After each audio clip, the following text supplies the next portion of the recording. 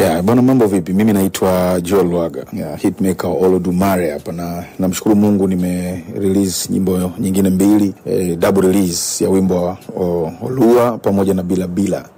They are on air right now. Unaweza kuzisikiliza kwenye digital platform zote na zinapatikana kila mahali. Lakini pia siku ya jana nilipost kwenye page yangu kuhusiana na kuelezea mstari mmoja ambao ulikuwa kwenye wimbo wangu wa Bila Bila. Unasema juhudi haizidi kudra, siwezi sema babu hakujituma. Sana nataka nitumie haya maneno na ile post ambayo nilipost jana kuweka kijanja vijana wenzangu, kwa maana ya kwamba katika juhudi zetu, katika bidii zetu, jambo la kwanza ni kukumbuka kwamba pamoja na juhudi na bidii, lakini tunahitaji neema ya Mungu kutuwezesha kwenye kufanikiwa. Tunaposema kudra maana yake neema ya Mungu, maana yake ni upendeleo. Yani ile Mungu anakubeba mahali ambako pengine usingeweza kwa juhudi zako. Yani kwa maana kwamba kuna sehemu ya juhudi, kuna sehemu ya kupambana, lakini kuna sehemu ya kudra za Mungu. Sasa wakati mwingine unatakiwa tukumbuke kwamba juhudi haizidi kudra. Kwa hiyo katika kupambana kwetu, katika mapambano yetu kila siku, kabla hujafanya chochote, kabla hujania kufanya chochote, tanguliza kwanza kumuomba Mungu neema yake itangulie mbele, kudra yake ikujalie, kwa sababu kudra ikitangulia mbele, hiyo neema ya Mungu ikitangulia mbele, juhudi yako ndio inapokuja kuzaa matunda. Hilo ndio la msingi la kukumbuka. Ndio maana nikasema juhudi haizidi kudra, siwezi sema baba wa kujituma. Nikaandika pale nikasema kwamba wakati mwingine